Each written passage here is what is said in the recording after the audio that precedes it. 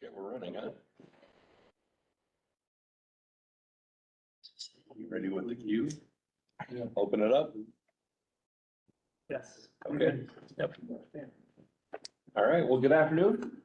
Welcome to the advisory board meeting. We're 2 minutes late, but that's not too bad. We do have one other board member on the phone with us, so we do have a quorum today, although not a huge agenda.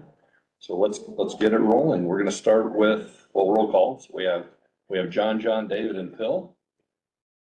The other three are confirmed traveling, so they're not gonna be with us.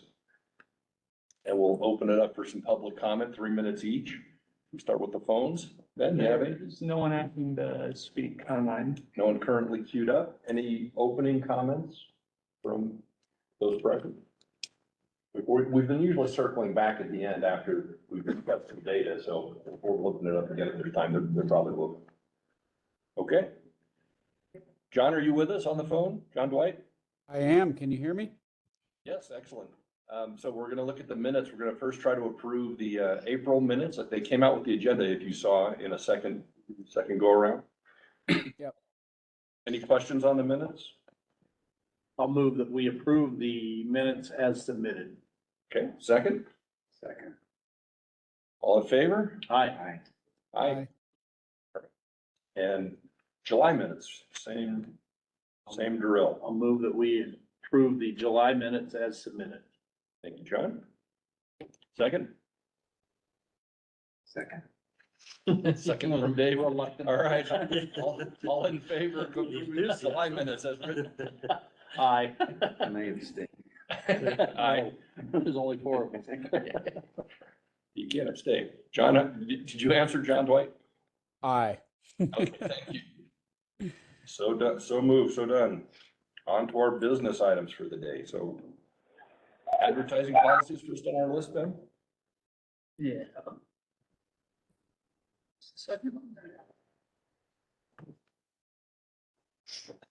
So the reason this is coming before the board is we've realized we kind of have some underutilized space on the airfield. Especially with an increase in the public coming to us via JSX or just kind of general growth at the airport. So we've had kind of discussions internally with staff about advertising, and we've also been approached by different businesses about advertising and where they can advertise. Sometimes it's like, you know, the big national companies that want to put a giant billboard up somewhere, and that probably doesn't work anywhere we have available right now. But one place we have discussed, and actually Joe Ramos from the board actually approached us and said, hey, I'd love to advertise. And we kind of brainstormed up with him in terms of where he could put some advertising on the field. And our current proposal is to do kind of a digital sign right outside of our long-term parking lot that will share time basically. So it'll be 50% time with, you know, an advertiser like Joe Ramos, and then 50% kind of airport advertising or airport messaging in terms of park here or event coming up and that sort of thing. So this is mainly a heads up that that's going forward, and that Joe Ramos might be our first kind of initial advertiser on this sign.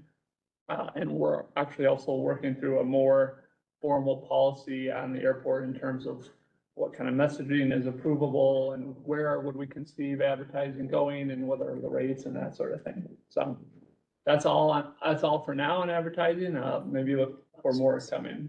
Yes. And that's the way we're doing it, as we've done most kind of business here in the airport, is if people approach us and it's unsolicited, that's, you know, something we can do kind of by right. And then that's how we'll kind of frame the advertising policy going forward, is if someone has an idea, they want to advertise and come to us, we'll try and find a space for them.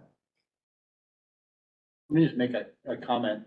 So we in the city deal with signage stuff all the time. And so I think you're totally on the right track, and the airport's within its right to do that, and probably a positive thing. It's also potentially another source of revenue. But one of the things you have to be real careful about is that as an authority that's going to allow signage, that you have no ability to regulate the content of that signage. And so it's even things you wouldn't think are pitfalls can be pitfalls. And so there's a recent Supreme Court case, I think it's Gilbert versus somebody, where it was determined, I think it was a city said, you know, that church can put a sign there, but nobody else can, or something like that. So you can probably have a resource with the county, attorneys who would be very familiar with this, to just, you know, confer with them before you make decisions. The other thing then is, I've spoken recently, with several of the different billboard companies who have lots of different things and lots of different interests, but there's one of them that actually has, I think, kind of an interesting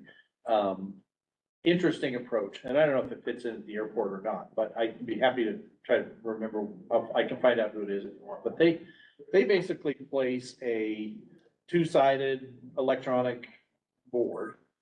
But it goes on your property, so it's not like, typically now billboards go on private property, it would go on public property. And what they do then is, it has 8 rotating slots.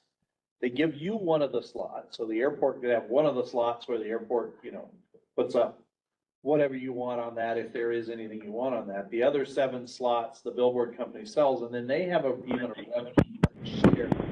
So that billboard makes, return some of it, some percentage of it, negotiated percentage.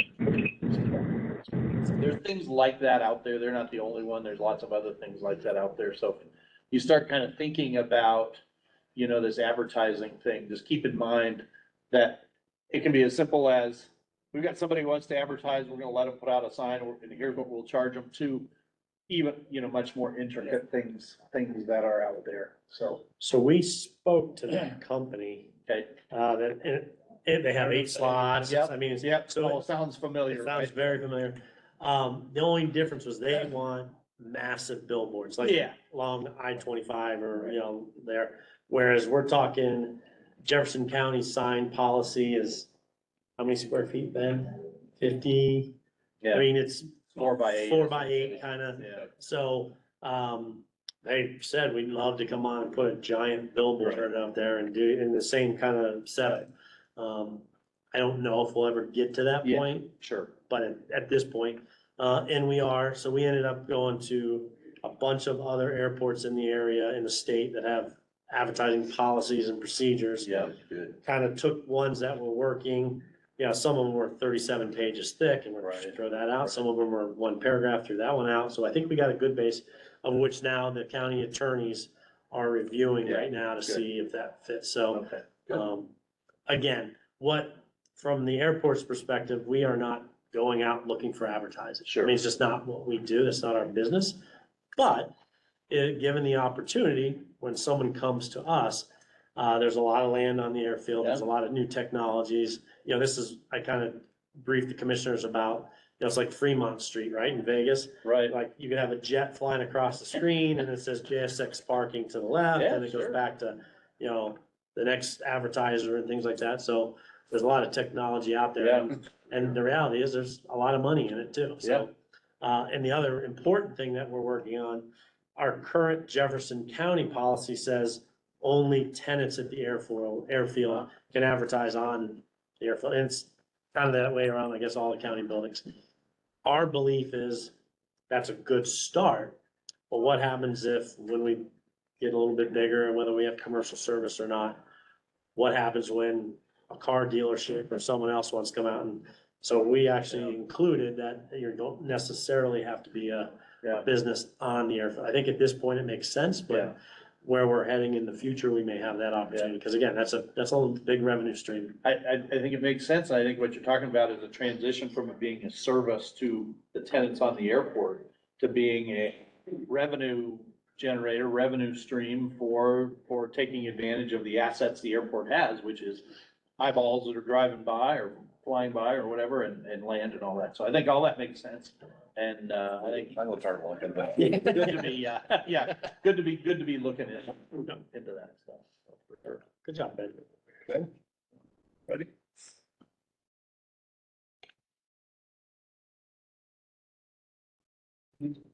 Okay, so I think most people here at the table and many in the room know that Sims Road is getting pushed to the west and to the south. That opens up approximately 170 acres of aviation developable land.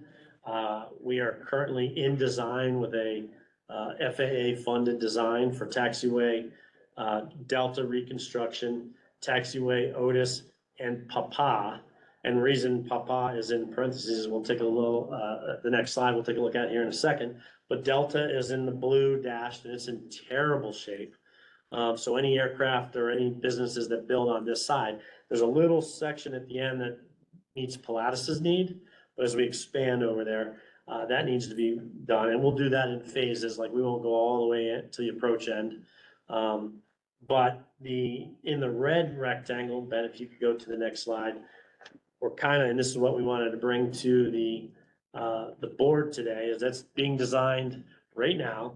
We'll construct it in 2024, possibly into 2025. $17 million broke into 2 years to do it. And the question I want to have to the board is, because of the amount of acreage on the south side, as we start developing over there, we believe that you're gonna need an in and an out, otherwise it's just gonna tie up traffic. So the question is, do we build taxiway Otis as long and deep as we can, figuring that traffic will come? Or do we build Otis and Papa, one in and one out, and basically half the distance? So for example, and Matt is here from Javiation, he can kind of maybe throw in some data, but if the $17 million is enough to build 1,500 feet, do we break that up and put it into two 750 feet ones? And, does that give us more utility early on? Or do we go as far back as we can and figure out that, in future years, we'll have to build the inward or outward taxiway? So with that, I open it up to discussion. And then Matt, did I kind of speak correctly? He gets paid to say that. So I have a question. In the city world, what we do as roads need improvement is the development pays for that. So that as you develop this piece of land into commercial or housing or whatever, you're gonna improve that section of road. And when the guy across the street develops, he's gonna improve that section of road. But my impression is here on the airport, that's not the case. That as development happens over there, that they're not gonna extend the taxiway to make their development viable. Their expectation is that the taxiways aren't there. Is that correct? In a general sense, correct. So let's just run through an exercise, right? Let's say we decided to build two 750 ones and then some land leased out. And then a company came in and says, we want that third or fourth section back there, and the taxiway doesn't quite make it. That would be a negotiation where, the FAA money's not coming, you need it now. Maybe we give you rent credit, maybe we pay half. I mean, the general way that we do it is through FAA grants. We But we manage put the the runways and the infrastructure major in. taxiways. Yeah. Any ramps or sort of taxi lane offshoots would be on the developer. So if you were gonna build, 20 hangars out there and had the ramp and you're gonna have taxiways in between, that would be on the developer. But the expectation is access to kind of a main taxiway that gets you to the runway. Right. So it's all up for discussion, but you're right, it's different from what the city does, where it says, oh, you wanna build this housing complex Right. or whatever, you need to widen this road for, 1,000 feet or 2,000 feet or whatever. Right. We do the main corridors, and then it's a negotiation. And with the demand that we have here, we really don't put in a lot of infrastructure. Right. We just let the developer figure out how to do that. Right. What development commitments have been approved and are going forward that will access those? None have been approved because it's basically, I've been having these conversations for 4 years, and everyone's like, yeah, show me when it happens. Now that it's happening, we are having probably 2 meetings a week with different developers, different companies, different individuals that want to do things on that side. Because they actually see, I got here and I said, well, I'll get that road moved in, 18 months. Took me 4.5 years. And that's not the airport moving, and that's county and the metro districts and CDOT. There's a whole lot of things tied in. So as of this moment, we don't have, as a matter of fact, I don't think I've even briefed anybody. So the way it happens is someone comes to me and they present an idea of a development of some sort. I meet with my staff, and sometimes Ben or Brian or Brandon's there, depending on who's available. We take that idea, we mull it around, we go, does this fit with our strategic business plan? Do we like what this, is? And then if we do, we go back and we kind of start making down the turns. And at a certain point when I go, this seems pretty likely to happen, then I go to the commissioners and say, here's the development that's about to happen. We'd like your permission. I kind of explain as much as I have. If they give me the thumbs up, then that's the step where I can then actually like share the lease, start negotiating with the attorneys on the lease to get the lease signed. And I have 6 months from the time I brief the commissioners to the time I get the lease signed, or I have to go back and brief them again. And then generally takes 3 to 4 months to get that signed, because their attorneys don't like, the word happy, and our attorney doesn't like the word, joyous, and they go back and forth and spend a lot of money like attorneys do. It's a hard question without knowing who the first users over there might be. Because some operations would have very light amount of traffic in and out, and, using it as a two-way taxiway isn't significant, but others might be very different. Yep. And it might be more critical, so it's kind of hard to know. What's the time plan if it was gonna be two taxiways, one in and one out? The first phase, the first money is kind of in the capital plan and all that. How far out is the rest of it? If ultimately it's gonna end up with one in and one out all the way as far as the developable land goes. If I recall, it's 2024, we get 9 million.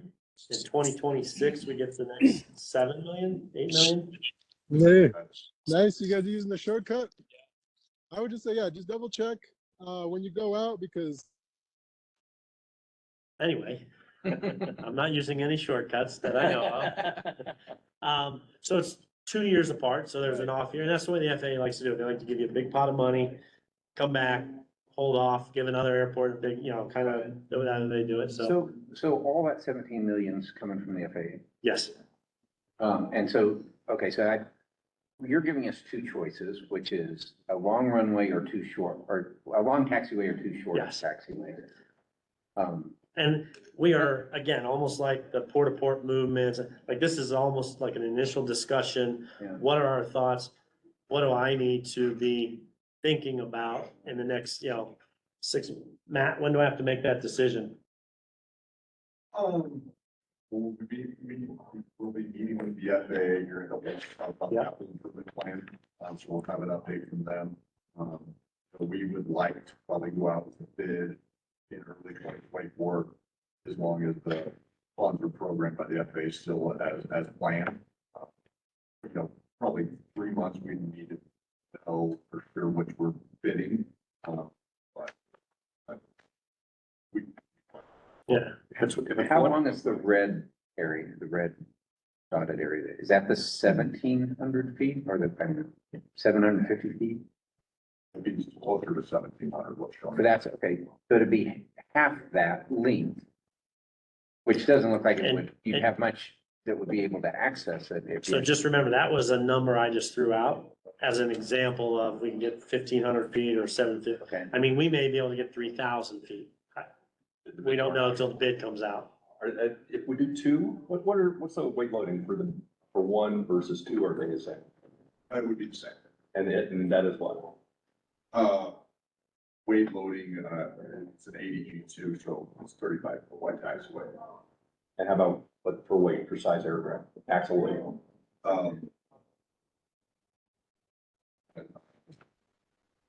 Probably in,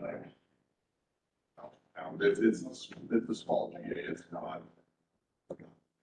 It's not for heavy iron. Yeah. Biz jets. Yeah, So- that kind of size. So the other thing to kind of remember is, and I can't remember which one of you asked, what, depending, oh, it was John, what kind of businesses, Right. light ops, heavy ops. If you go back to our strategic plan and what we're looking to do is we want MROs, which are very, good jobs, good rent to the airport, very few operations. So that's our highest priority. And we're working to try to secure some of those. And then corporate hangars So again, you get a plane that takes off once and is gone for a week, it comes back and lands once. I won't say no to a flight school, because again, remember, I have grant assurances I have to follow, but we're not recruiting them. And we have, with the strategic business plan, we are allowed to say, no, you're not gonna be built right there. You wanna wait, you're gonna be, built back in this way far corner, because we have all these other higher and best uses. So that was what, as an airport director and as airport staff, we were so, important to us to get that strategic business plan completed, because it allows us that flexibility without the FAA getting involved and someone saying they're discriminating against us. Now we can show, oh, we're not, we're just following our plan. business plan. Is it likely that ultimately, and not next 2 years, ultimately that in its final form would be a taxiway in and a taxiway out? It's just a matter of when you do it, or is the question more, what form will it take kind of in its final form? I think it's going to have to be an in and out. Now, again, there's some, you can build, main corporate is what we call it. It's like 150 feet wide. And planes go, I mean, it's one taxiway, but they go, Right. Yeah, They pass each other. they pass each other. There's no mowing in the summer, but there's plowing in the winter, so there's advantages to this. We think, and talking to Matt and the engineers of the FAA, the most efficient way to get traffic in and out is two single 35-foot runways that hits the biz jets, but nothing, much bigger than that. And that gives us, free flow for the aircraft to come in and out. So that makes sense in the long term to me, but it seems to me that length gives you more immediate development opportunities. Yes. So that's the way I think. I'm like, give me as far as you can do, and we'll figure out the traffic when it comes, When you need it. when I need it. That's kind of what I think too, honestly, Paul. I think that it particularly, none of it's leased yet. You don't have any particular tenant there. You're not trying to recruit for flight schools over there, provide a place for flight schools, which would really need the in and out. In fact, the fact that there's not might even be somewhat discouraging to them. And it seems like the single longest taxiway you can get more follows your strategic business plan more so than two shorter ones. Even if ultimately it ends up with two of them, one each way, the other one's just a kind of down the road. I think if it were me and I were running this as a business, I'd be trying to put one in there as long as I could, would be what I think I could do. That's kind of what I think, but again, I think crazy sometimes. Yeah. So it's nice to have, Phil or, John. Well, let's jump in here, John, if you have a comment. I think it's easy. It's one long one. I don't even think it's a close. Get as far back as you can. That'll create the growth. Two taxiways. It's just the second one's just useless for a period of time until you really have why put the money there. I'd get as much as you can to develop as much as you can, and that's a great thing. If the demand's in there for second one, that means the whole area has been successful. I'm on board with that, because with a lot of light aircraft anyway, most airports, they'll have, ramp space that you can taxi the small guys on. Where you don't need a proper taxiway, they just taxi them on the ramp. So you can get a lot of the traffic, the small traffic out of the way of the big guys just by doing some of that, as long as you have the right like it is over there. So, yeah, I'd say go for distance. And I think from a planning perspective, if we had one pot of money, I'd be very concerned to do that. How much of that taxiway is controlled? Is it uncontrolled? Is it all non-movement area? Yes. I think TBD, but that's our thought. If I had one pot of money that I knew I was gonna get, and then I'd have to fight for money later, I think I might be different, but to know that I have, 9 million, and then 2 years later, I have 8 million to either lengthen it even further, add a second one, add an offshoot, whatever, the demand does, kind of, again, makes me feel, okay, if we build it and all of a sudden it's being overused and it's crowded, well, within 24 months, we'll have another one that relieves that. Right. Yeah. I think the other thing, Paul, that it helps with just building one now is that you then see what's gonna happen back there. And there might be reasons you only want two taxiways partway back. It just, I think it's easy to, leaves you flexibility in the future. Okay.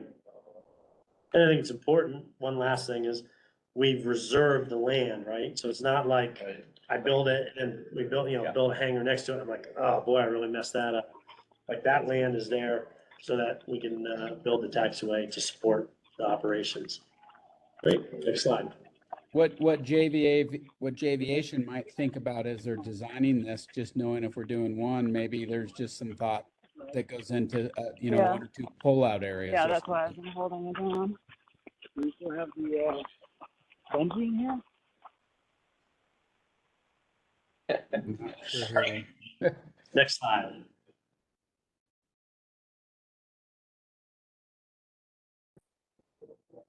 Right. So the other thing that we've been working on for, good Lord, a year or more, North Metro Fire Department. If you look at the kind of the upper right-hand corner of the map, it says North Metro Fire existing. North Metro Fire supports both Westminster, Broomfield. Anyone else? I think that's it. But their code or whatever tells them that they have to have a response time in certain like minutes. And the housing down to the south is outside or right on the verge of being on that limit. Now, what they do in North Metro at their existing station is they have trucks that go out onto the roads and go fight house fires, building fires, and get cats out of the tree and then whatever else they do. But they also have an ARF truck, which was our old, actually, we gave them an old ARF truck and then they got rid of it and bought their own nicer, newer one, which makes all my guys jealous because it's nicer than ours. So they have an ARF truck, aircraft rescue and firefighting truck, that comes out, helps fight fires. So they came to us about a year ago and said, we need to build another station. We'd like to keep it on the airport. We love the airport. Our guys love being ARF trained. Gives them more qualifications. I think it might even give them a little more money. I don't know. But we looked around and they looked it over on the Verve property to try to work with the Metro District, but they would lose that ARF ability on the airport. So Is that an additional station or? yes, it's an additional station. So the plan is we are probably weeks away, maybe from finally getting the IGA signed. It's been briefed to the commissioners. It's down to the attorneys, getting those couple words that we can all agree on. But the idea will be they'll continue to provide ARF from one or both of those stations. We will give them a 99-year lease for $1 a year, which is pretty standard because they're providing that ARF service of which we don't pay for. It's kind of a reciprocal benefit. And they'll provide they'll be within their time fighting to the south there. And like Skystone is the big. And they'll have more manpower on the. They'll have more manpower on the airport. For any kind of So, incident that comes up. We're very happy because that's, like I said, that's taken over a year to get through. Both Broomfield is sort of the lead with North Metro and their board, and then came to us and we went back and forth. The really only expense to the airport besides giving up the land, which is, we get a reciprocal, is we've got to improve the road. If you look at the Pilatus building, there's a road that goes out to Highway 128 and it's gravel and it's kind of a bit windy. We're going to straighten that road at airport's expense, pave that road, put a high-speed gate there so that if they need to go to the north, they can go right out that gate, get on Highway 128 and be in Broomfield, Westminster in the area. Don't know what the cost of that is because that's the last thing we're going through is figuring out what that requires because of the weight of the trucks and things like that. But Well, how will that affect aircraft operations when they are moving on the airport property? You're gonna have to. And have to cross taxiway Otis for sure. they're gonna have to cross taxiway Otis. They're qualified on the radio to go out onto the airfield, so they would do the How often is that gonna happen? 3 times a day. That's what happens on average. Now, again, remember, they've got the other station so if it's to the north, Yeah. and we don't know they're gonna keep both buildings open, both buildings staffed. So we don't know if they'll all be coming out of the north. It wouldn't make sense because the north metros, the northern one is closer and faster. So when I look at that road, I mean, it looks to me like that's not gonna save them significant time to go across the airport property to respond to the north. They can come out here and get out to whatever that is. So the new building is really to get them to the south, down to 112, down to Skystone, down to that Well, area. I understand, but where I look at where you're talking about that gate and where that road connects up here, that's not that far apart, right? Correct. I wouldn't want them responding on the airport property for a cat call in Yeah. Interlochen, right? The problem is if they were to come out of this station, they would have to come down here, get on New Sims, come back up and around here, and get up here. So they'd have to head south to get north. Yeah. And so here they just basically head out, go this way, and they're out, and then, they can get to McCaslin and to Superior and go this way. Again, operationally, I don't want to speak for the fire department, but I would assume the north station would handle the calls to the north and the south would handle the south. I think they're both gonna respond to a lot of calls, right? And, Yeah. Well, what I mean, I was happens? a firefighter for 20 years and, I don't know what their protocol is, but, there's gonna be a lot of incidents, if it's, a suspected fire, both units are gonna respond, right? That I don't know. You get something just a little north of the airport and the one north is already deployed somewhere else on a different call and Yeah. the one south will be the closest. I have to tell you, I would really want to study that and understand how that's gonna affect airport operations and whether or not, or whether that's the best, routing. I mean, I understand why they might want that for certain calls. But I don't know that that's practical, from an airport operations perspective, for that to happen multiple times a day. Oh, I was having a hard time seeing what you're proposing, where they go. Could you show that again, or whoever, if that's Ben driving? Where they would cross?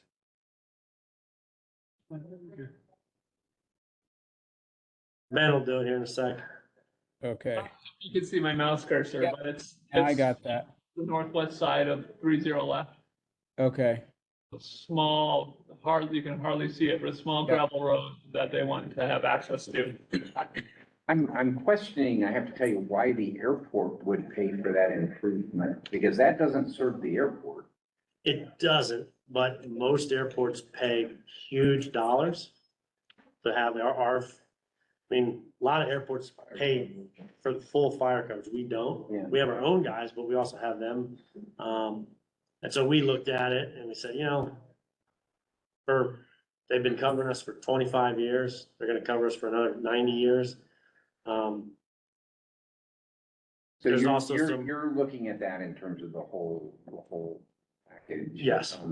What, are they considering other options, other locations for a new fire station? They don't love this spot, Really? but there's not a lot of spots that meet their needs. They really wanted to be, up right next to Pilatus, even on the north side of Pilatus, but the ground there isn't usable without a huge investment of infrastructure. It's the ground slopes up pretty high. They wanted to be over in the Verve, but that didn't work out with the Metro District. There was a few other spots. I mean, this has been going on a year, and in the end, we basically said, this is the spot we can give you to meet your requirements. So the road that runs by Pilatus there, Yeah. that's still gonna exist, but what happens to the intersection with, So the highway? Sims from the north, which is right here, Yeah, will enter in and dead end somewhere about here. So that if you're a Pilatus employee, you can come in from the north, turn in, then there will be a gate which will not allow access. Sims Road will attach to El Dorado over here, swoop down just south of Control Tower Road, connect about here. So I'm just gonna suggest an alternative to what you're saying. Rather than them responding through the airport, shutting down operations, why couldn't you create access through this gate that you've got here so that they can go out that road and intersect with that highway there? That's not a bad idea. That's a good idea. That's why I bring it to you guys.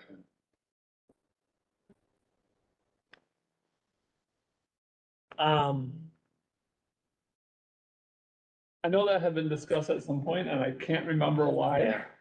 the idea was abandoned. Or revisiting. Yeah. It says you're gonna keep a section of it in it. Yep. That way, they would only cross Otis and Papa. Right, yeah, they wouldn't. They would have two high-speed gates and they go through it. Might be cheaper for us too. Yeah, and I mean, you're I gonna have, remember talking about the different routes and the different things. I have to go back and chat. but you have an airplane on final approach there, and they're gonna have to, Well, they're not gonna go out on the runway, so they'll stay on Delta. And actually the ramp edge Foxtrot. So they won't affect any landing or takeoff aircraft.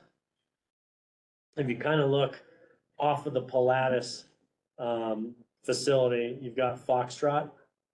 So this is all non-movement. Yes. And it's And so they would basically get out on that and go across. Well, I think everybody likes the idea of a second station. Yeah. Thumbs up. So yeah, it's just about egress, access and egress. Sounds good. But I think that, I mean, we'll call the chiefs and set a meeting and say, Yeah. why can't we do this? And they'll go, well, we talked about that a year and a half ago or whatever, and here's why. And I'm like, oh, that's right.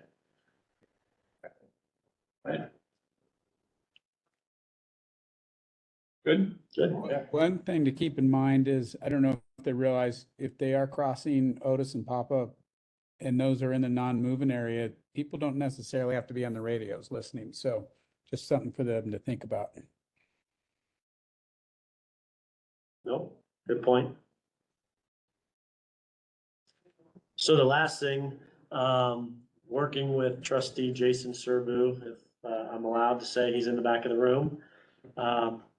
Jason is part of the community noise roundtable, has taken it upon himself to work extremely hard to try to find some solutions to the noise. He came in, I don't know, 2 weeks ago. He's met with, Commissioner Kraft Tharp, myself, air traffic control, and the FAA, the flight schools. About 2 weeks ago, we got all those parties together and spent about 3 hours together, kind of going over some options. There were some that just didn't work. Either the pilots or the air traffic control or the FAA said, no, we don't like that, it's not standard. But what this depicts is the voluntary noise abatement update that we'll be adding to our website. We're adding to all our green signs. If you're flying around here and you go out, any of the personnel gates are attached. They're on the counters of all the flight schools. The last one will be after the tower closes, because again, the tower's like, we're not playing your game, we're about safety. And so when we're operating, we're just gonna do whatever we believe is the safest. But once tower is closed, which is 10 o'clock at night, we're gonna request people use the north runway or the right runway, 30 right. And so you're going out over the town to the north. And if you're staying inside of Highway 36, it's all industrial, it's the mall, it's, it's not housing. And so all the flight schools bought off on it, all the air traffic control, all the FAA do it. And so the nice thing about this is it minimizes the flights over Rock Creek, Walnut Grove and Countryside. It's important to note, and we've said this over and over again, this is not a prohibition against using the south runway. It's ultimately the pilot's responsibility to do the safest thing. If someone comes in and is either unfamiliar with it, so if you're from out of state or out of, just coming in on a cross country, or you go, man, there's 9 aircraft in the pattern, that's a lot, and it's uncontrolled, they're not talking to a tower, I'm just gonna take the south runway. That's completely legal, completely legit, completely safe, and does not require, you know, an investigation or someone's violating your protocols. It's ultimately safety first, but we think this was a real big step. And it was passed last Wednesday to Thursday at the CNR, unanimously passed as the new step in the voluntary noise abatement. So for those of you who don't know, again, Jason is a true hero in the town of Superior. He's one of the people who are working the hardest to actually come up with some viable solutions. It's also important to note, when you talk to flight schools, when you talk to the FAA, they basically say, he's a good dude. That's literally the term they use. And we don't get a lot of good dudes that come to us and say, you know, I want to work with you. Let's meet a solution. We get a lot of people say, you need to do this. And it violates a million different regulations and things like that. So from the airport perspective, from the flight school perspectives, the word's starting to go out. We're putting it on our webpage. We're going through that process. The signs have been ordered. But we're going to kick this in on, I think it's Monday, the 15th. Yeah. Whatever this coming Monday is. You should see a difference. I will tell you, I was asked at the CNR, well, how can you tell if it's working? How many, after 10 o'clock, there's no one sitting out there counting who's landing on one runway. I have staff out there who are doing their perimeter checks, checking the runway, doing their FOD checks, doing all those things. And they will try the best that they can to sort of figure out how many people are landing on the south runway, how many are landing on the north. But it's not a great method. And I don't think we'll ever get to that point because it's, again, their job is not to count aircraft landing on runways. Their job is to be, you know, managing the airfield at night. So, but that's a huge step. What's the landmark for the crosswind to the downwind turn? Is that like the mall? So there's not a visual landmark. That was one of the things that Jay and I learned too. I have a 15,000 horsepower helicopter. I never had a problem getting up to altitude. But they take off and they don't use a visual reference. They use a altitude and it's 6,200 feet before they turn. So on a nice cool morning like this morning, they're probably turning a lot earlier. Now that it's, you know, hotter in the afternoon, they may be going out further. So there is a point on there, but the flight school says we don't use visual cues because depending on the day, do we have a pilot and a student, you know, we may not be able at the altitude to do that. So to reach that safety margin, they all wait till 6,200 feet.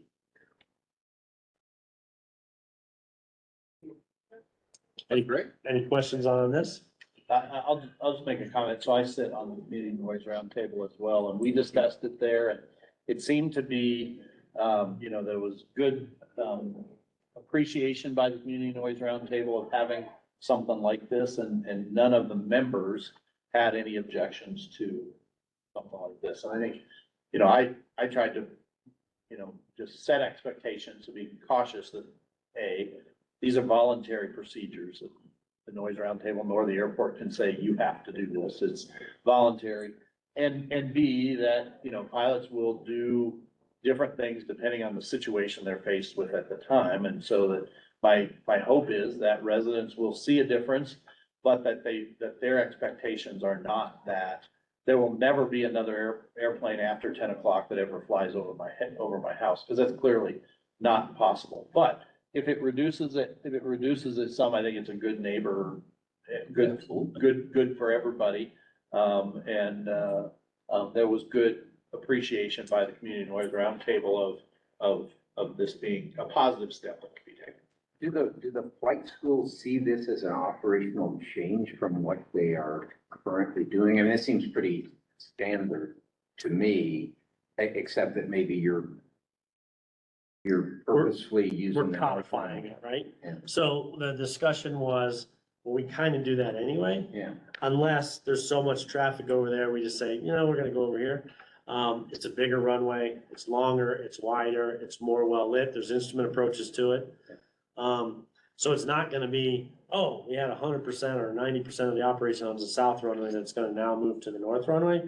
I think we're gonna be 15% on the south runway, we're gonna get 10% of that moved to the north runway. Again, I think there's always gonna be somebody that comes in on the south, and again, I always say, unless you've flown in a plane at night without NVGs, I don't think you have no idea what it's like, how scary it is and how disorientating it is, and you're seeing flashing lights and you're So there's always gonna be that pilot who goes, I just wanna come over here, there's nobody on the runway, I got it to myself, I'm gonna do the safe thing. So I think we're moving 15%, maybe 10%, 20%, somewhere in that range from that south runway over. It's more about making the north runway the preferred runway than it is about the particular pattern area. Correct.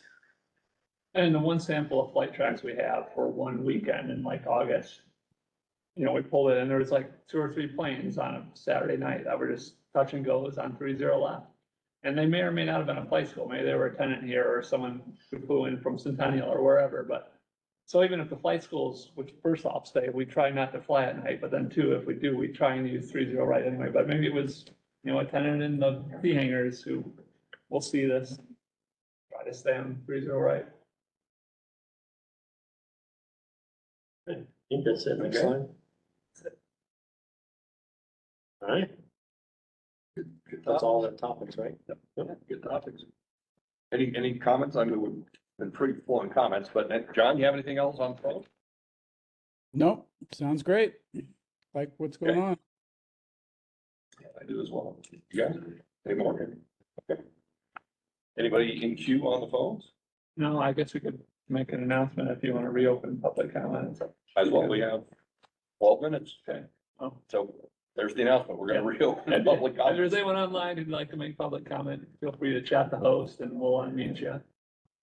And in the meantime, Diane, go back. You have the floor. Direction will be tax away this or south. If they're gonna go that way. So kind of north-south-ish. I've got a little bit of that. Is that gonna bring more traffic into, 3 or 1 Well, The taxiway? a taxi, Taxi won't affect. They're just on the ground. The air. It's not a runway, it's just getting from the hangar to the runway. Yeah. Just, So you're not planning on any new runs? no, there's no plan for that. How about a, fuel truck for the airport to carry so?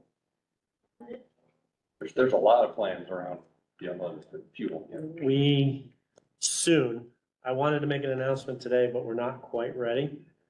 Soon, we'll have an announcement to make about that situation. Maybe next month. It's the government. Governments take time. But I will let you know that is the airport's top priority and the Jefferson County's top priority to get a transition to the ability to sell unleaded fuel. It's more than just a truck, It's a lot of not just a infrastructure. truck, it's a lot of infrastructure to do, it's not just go buy a truck, so. But yeah, that's coming. Well, if you're getting 17 million, that they wait for expansion, certainly, so that. Number of fuel. That's not the way it works, sadly. As the government gives you money for a It'd be certain, nice if it was that way. yeah, I'd love to have 17 million in the bank and I get to do whatever I want, but they give you the money for a project. They don't give you money and say, have fun, spend it. But again, I think you'll be very surprised and very pleased in the next, I'm hoping to make the announcement next month at this meeting, that we're gonna make giant strides in that field. Yeah, I mean, I don't know what you're planning on announcing. I think right now there's some some availability of UL 94 octane unleaded fuel. That's what Centennial's doing. And, that helps with some number of airplanes on the field. But the longer term solution is 100 octane unleaded fuel that when it is produced in volume, right? So there's an approved fuel, but it's not being produced in volume yet, and the distribution model hasn't, but as soon as that all comes together, which will happen over the next couple of years, that's gonna totally replace all leaded fuels on the field. And not just this airport, but every year. Not 2030. My expectation is, 2030 is sort of the stated goal by all of the organizations that are sort of chasing this, right? My expectation is, it could be soon. So the FAA and the There's federal a government chemistry for it right now. has said the goal is, now remember, there's 19,000 airports in the country. Not all of them have the money to buy, and the infrastructure is at minimum about $500,000 to $1 million to be able to do that switch. There's a lot of airports that don't have that type of income. So I think those airports will lag. I do think that there's going to be federal assistance, not through the FAA, but through Congress and because this is a huge issue. But as a larger, more profitable airport, we're gonna be able to do it much sooner. Okay. Yeah, just 2 points. I think first of all, it's fair to answer your question is they've had that fuel, that 100 lead-free fuel or whatever, the UA 100 developed, in 2012. It's taken the government that long to figure out how to get it to us. And it makes I'm playing here at the airport. It makes our engines burn cleaner and last longer and use less fuel. So I would walk around this building on my lips to be able to use that today. So it's not something that we're trying to fight against. Interesting imagery. I really would, Paul. So it's something, we're just waiting for the feds. Absolutely. It's been since 2012. And they just keep doing Well, study group after study group after study. the FAA approved the fuel Right. for all general aviation aircraft last year, right? Yeah. So it's. Formally, it took them that long to get the GAMI, group. That's right. Yeah. And now it is more on the commercial side to produce it in volume and work out the distribution. And then the second point, I just, to the point of, I absolutely love the idea of them, strongly recommending just, 3-0 right of the nighttime operations. I mean, I would almost be in favor of just saying that the south runway closed at night or after dinner. But we can't do that. That's the important thing. Figured as Again, much you can, but it's. if you remember, the town of Superior sent us a letter with like 10 demands. Yeah. And we went through line by line and said, no, we can't do that. The federal, government prohibits that. I get it. So I- closing a runway is different from voluntarily not using it. My concern is, and I was unable to make the noise roundtable meeting the other day, but the last presentation, the month before, when they had those minuscule travel or entry and exit corridors over the different towns, I'm just hoping that we're gonna continue to look at that, because that was just completely unrealistic to do in real life. I know this pilot's still there. Yeah. So Yeah. what I would ask is give me 30 days. I'm really hoping I can make the announcement next month at this meeting about the unleaded fuel. Yeah, that would be glorious. Everybody would agree. Yeah, as you mentioned, it's not only the people, but the airport wants to do it, the industry wants to do it, the pilots want to do it. It's just the infrastructure, it's I call it the distilling, the refinery, and then the distribution of getting it all out to all those different airports. I just make a comment on that. I mean, yeah, I'm sure a lot of people want to do it. From what I've read, it's $1 to $4 a gallon difference in cost. So I'm sure everyone's not excited. So that cost has come down, which is, again, very important part, because to be honest, even the flight schools who fly the most aren't gonna spend even probably $1, so certainly not $4 more every gallon that they use. They would go out of business. As a resident, I really wouldn't be too upset about that, but that's okay. Yeah. But, Until you try to book a flight. Yeah, tell you when to go somewhere. yeah, but the difference is that price is coming down, and I think what this airport is working on with some incentives and some other things, we're gonna be able to get that gas equal to, it'll never be less, but at least equal to the leaded gas. It would get very competitive as volume pick up. Yeah. I think the other thing is, Jim said here, as pilots, that's gonna make our planes run more efficiently. It's gonna expand the life of the plane, the engine of the plane, so we want it to. So there's lots of reasons to why. Yeah. I've had meetings with the CEO and the head engineer of Lycoming Engines. I've had meetings with both CEOs of GAMI and Swift Fuels. I know more about unleaded fuel and all the things that go into it, and then the engines and why this all works. And because of those meetings, and I'll be honest, Spartan set them up for me as one of our flight schools, because they're interested in also being a good partner. And they had the contacts. we were able to all of a sudden go, Shazam, we now have a pathway forward. We can make this work. So again, we're going through the steps. It's a federal process, so it takes time, but we are gonna have a solution very soon. Sure. We have time for one more. And in government time, that's like 9 months. Time for one more. Brad, you want to say something? Yes, sir. Good evening. Brad Walker, Town Superior, pilot, also I fly out here. Just want to express my gratitude for all the parties involved in making the voluntary noise abatement procedures a possibility.